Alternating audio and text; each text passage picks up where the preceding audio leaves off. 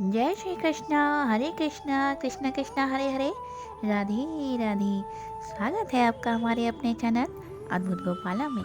हमारा आज का विषय है रोहिणी व्रत कब है, इसकी पूजा विधि एवं शुभ समय और व्रत कथा। आइए जानते हैं हमारे आज के इस वीडियो में। रोहिणी व्रत जैन समुदाय के लोगों का एक महत्वपूर्ण व्रत है। यह व्रत जैन समुदाय के लोग करते हैं। यह व्रत रोहिणी नक्षत्र के दिन मनाया जाता है, इसलिए इस व्रत को रोहिणी व्रत कहा जाता है। रोहिणी नक्षत्र की समाप्ति पर रोहिणी व्रत तोड़ा जाता है। मार्गशीर्ष नक्षत्र रोहिणी नक्षत्र के अंत के बाद आता है। रोहिणी व्रत एक साल में 12 बार आता है, या ये कहें कि हर महीने में आता है। फलाहार सूर्यास्त से पहले किया जाता है, क्योंकि रात में कोई खाना नहीं खाया जाता है। ऐसा माना जाता है कि यह व्रत 3, 5 या 7 साल तक लगातार किया जाता है। अगर हम उचित अवधि की बात करें तो यह 5 साल 5 महीने तक का है। इस व्रत का समापन उद्यापन द्वारा किया जाता है। यह व्रत स्त्री और पुरुष दोनों कर सकते हैं। हालांकि यह व्रत महिलाओं के लिए अनिवार्य माना जाता है। जैन समुदाय में यह माना जाता है कि यह व्रत विशेष फल देता है और कर्म के बंधन से मुक्ति दिलाने में मदद करता है। आइए जानेंगे व्रत की पूजा विधि। इस दिन ब्रह्म मुहूर्त में उठकर सभी नियमित गतिविधियों से निवृत्त होकर स्नान कर घर की सफाई करनी चाहिए। गंगा जल युक्त जल से स्नान ध्यान करें और फिर व्रत का संकल्प लें। सबसे पहले सूर्य देव को जल अर्पित करें। जैन धर्म में इस व्रत के दौरान रात का खाना खाने की मनाही है। सूर्यास्त से पहले फलों का सेवन करना चाहिए।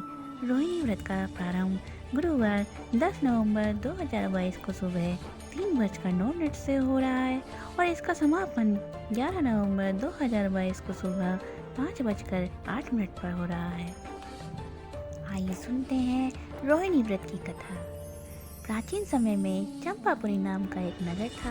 यहाँ पर राजा माधवा अपनी रानी लक्ष्मीपति के साथ रहते थे। उनके 8 बच्चे थे।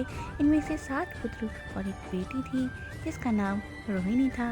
एक बार राजा ने निमित ज्ञानी से पूछा कि कौन उसकी बेटी का वर होगा, तो उन्होंने कहा कि तेरी पुत्री का विवाह हस्तिनापुर के राजकुमार अशोक के साथ होगा।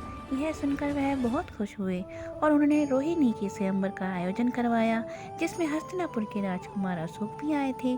रोहिणी ने उनके गले में वरमाला डाल दी, जिसके बाद उन दोनों का विवाह कराया गया। एक समय हस्तिनापुर नगर के एक मुनिराज आए।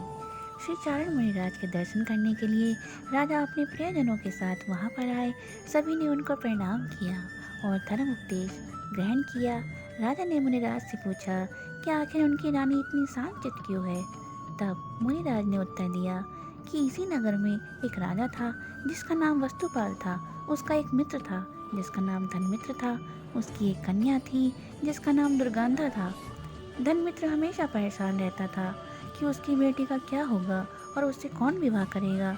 धनमित्र ने अपनी पुत्री का विवाह अपने मित्र के पुत्र श्रीसेन के साथ धन का लालच देकर कर दिया, लेकिन दुर्गंधा की दुर्गंध से परेशान होकर वह 1 महीने में ही उसे छोड़कर चला गया। इसी दौरान अमृतसेन मुनिराज नगर में विहार करते हुए आए। तब धनमित्र ने अपनी पुत्री दुर्गंधा के साथ उनकी वंदना करी। उन्होंने मुनिराज से अपनी पुत्री के बारे में पूछा। तब उन्होंने कहा कि गिरनार पर्वत के पास एक नगर है जहाँ राजा भोपाल का राज्य है। उनकी रानी का नाम सिंधुमती है। एक दिन राजा अपनी रानी के साथ वन क्रीड़ा कर रहे थे। तब रास्ते में उन्होंने मुनिराज को देखा। तब राजा ने रानी से कहा उनके लिए भोजन की व्यवस्था करे। रानी ने राजा की आज्ञा तो मान ली, लेकिन गुस्से में आकर उन्होंने मुनिराज को कड़वी तुम्बी का आहार दे दिया।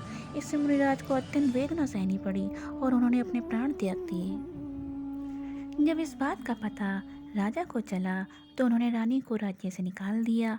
उसके शरीर में कोढ़ हो गया और प्राण त्यागने के बाद वह नरक में गई।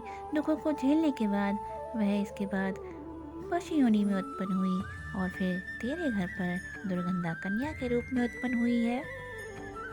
यह सुन धनमित्र ने पूछा कि क्या कोई ऐसा विधान या व्रत है जिसके जरिए इस पातक को दूर किया जा सके। तब मुनिराज ने कहा कि सम्यग्र दर्शन सहित रोहिणी व्रत का पालन करें। जिस दिन हर मास रोहिणी नक्षत्र आए उस दिन चारों प्रहर का आहार का त्याग करें, साथ ही श्री जैन चैत्यालय में जाकर धर्म ध्यान सहित 16 प्रहर व्यतीत करें। इस तरह यह व्रत 5 वर्ष और 5 माह तक करें। मुनिराज के कहे अनुसार दुर्गंधा ने श्रद्धापूर्वक व्रत किया और मरने के बाद स्वर्ग में प्रथम देवी हुई। इसके बाद वो अशोक की रानी बनी। तब अशोक ने अपने बारे में भी पूछा तो मुनि ने कहा कि उसके पिछले जन्म में वह एक भील था और उसने एक मुनि का अवसर किया था, यानी उनका मजाक उड़ाया था, इसलिए वह मरकर नरक में गया। फिर उसने भी अनेक योनियों में भ्रमण किया। फिर उसने एक वणिक के घर जन्म लिया जिसका शरीर अत्यंत घृणित मतलब देखने में बहुत ही बेकार था।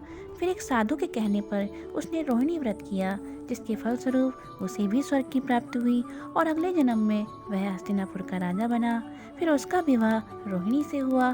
तब से ही मित्रों यह मान्यता है कि राजा अशोक और रानी रोहिणी ने रोहिणी व्रत के प्रभाव से स्वर्ग और मोक्ष को प्राप्त किया।